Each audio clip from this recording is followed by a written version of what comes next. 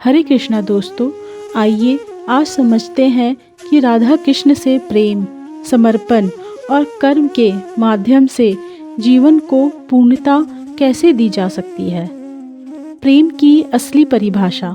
राधा का उदाहरण। प्रेम की असली परिभाषा राधा ने बिना शब्दों के समझाई। जैसे फूल बिना कहे ही अपनी खुशबू फैलाता है, वैसे ही राधा का प्रेम अपने आप व्यक्त होता है। प्रेम में शब्दों की आवश्यकता नहीं होती, वह महसूस किया जाता है। सच्चा प्रेम दिखाने या कहने से नहीं, अनुभव और अनुभव करने से जाना जाता है। कृष्ण की भांति कर्म, राधा की भांति भक्ति। कृष्ण की तरह निष्ठा और ईमानदारी से कर्म करना और राधा की तरह भक्ति भाव रखना, यही जीवन का संपूर्ण संतुलन है।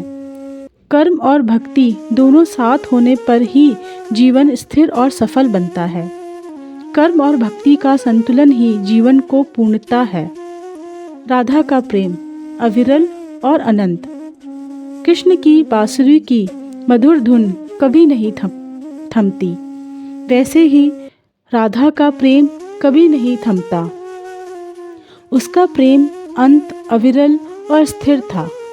यह सिखाता है कि सच्चा प्रेम समय, दूरी या परिस्थितियों से प्रभावित नहीं होता। सच्चा प्रेम कभी खत्म नहीं होता, वह हमेशा बहता रहता है। खुद ही कृष्ण और अर्जुन बनना। जीवन की महाभारत।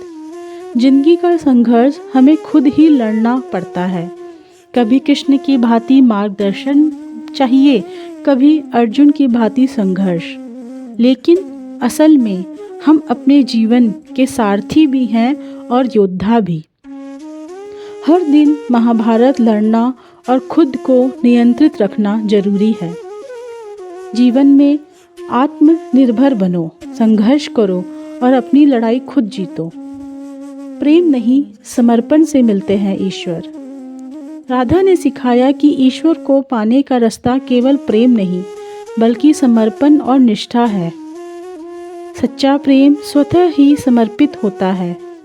ईश्वर या आत्मा को पाने का मार्ग समर्पण से होकर जाता है। प्रेम सिर्फ अनुभव किया जाता है, पर समर्पण से परमात्मा तक पहुंचा जाता है। याद रखिए, सच्चा प्रेम अनुभव किया जाता है, कर्म और भक्ति से जीवन संतुलित होता है और समर्पण से ही हमें ईश्वर तक पहुंचता है। इन्हीं भावों और कृष्ण प्रेम की इस पावन अनुभूति के साथ मैं अपनी वाणी को यही विराम देती हूँ।